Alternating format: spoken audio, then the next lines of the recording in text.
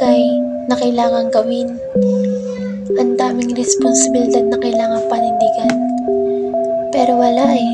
Kahit gawin mo lahat ng alam mong tama, hindi mo pa rin mapipigil ang husgahan, maliitin at alipustahin ng iba. Pero buti na lang, nandito ka. Kahit magulo na ang lahat, kahit pakiramdam ko, nag-iisa ako, parating mong pinaparamdam na nandyan ka.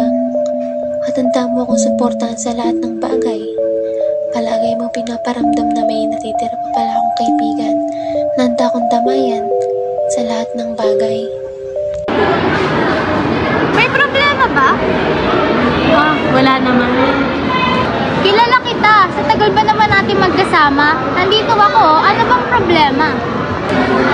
Ang hirap eh. Ang dami. Hindi ko na lang paano isa-isay. Sabihin mo na. Makikinig ako. Si mama at papa kasi, madalas mag-away. Minsan ako pa napagpupuntungan ng galit nila. Siyempre, yung kapatid ko, kailangan ko ilayo. Kesa naman siya yung masaktan. Tapos, hindi ko pa alam kung makakapagtapos ako ng pag-aaral. Kasi nga, pinagkatrabaho na nila ako sa kadahilan ng wala kaming pera. Ano ba yan? Nakakaayak naman. Pero huwag ka mag-alala. Pag nabigay na ulit yung allowance ko, i-treat kita para mawala na yung lungkot mo, okay?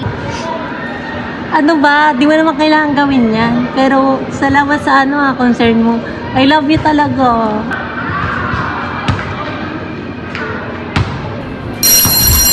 Okay, class, this is your final result of your estimation. Rana, pumunta ka sa class during break time. Kakasapin natin ito.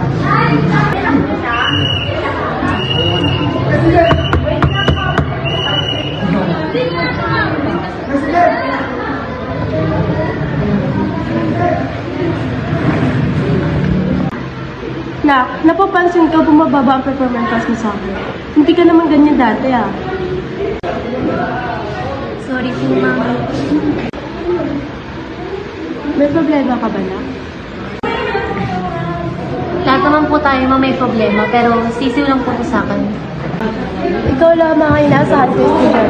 Nakakalungkot lamang na hindi ka na parang active din. Ewan ko po, siguro napapagod lang po ako.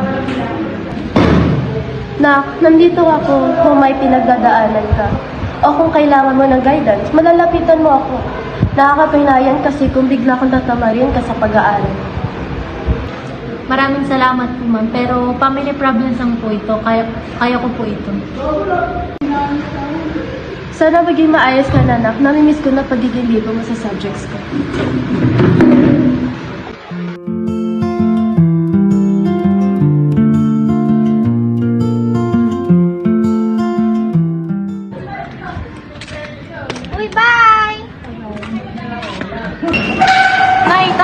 Ba't nag-aaway kayo? Ang kapal ang mukha mo, Marvin. Hindi ka na naiyasaan sa mga anak mo? Ako pa ang makapal ang mukha. Esensya nga kayo nalalami sa pera na binigay ko, di ba? Ang kapal ang mukha mo. Ikaw ang babae, wag mo babalik ta rin. Nay, tayo na ba nangyari dito? Huwag kang makialam dito at tumabi ka dyan at baka ikaw masaktan ko. Walang iha ka, Marvin. Pati anak ko.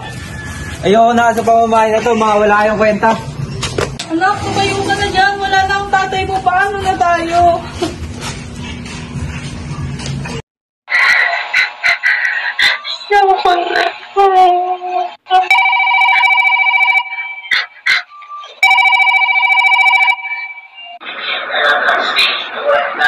Bes, nasan ka?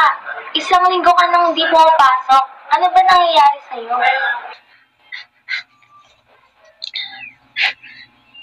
Diba sabi ko sa'yo kung may problema ka, lalapitan mo ako? Bes, ano ba? Magsabi ka sa akin pa, hindi ako nag-aalala ng ganito. Hindi ko alam eh. Gusto ko ibalik yung dati kong sigla sa pag-aaral. Pero wala eh.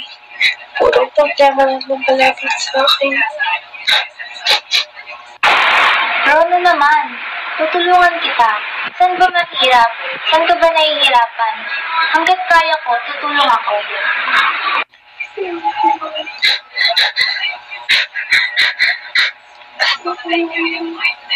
Hindi na agad hindi na. Hindi na magdadaan sa tulong ito eh.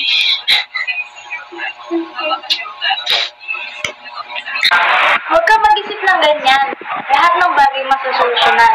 Kung gusto mo Rona? Rona? Rona?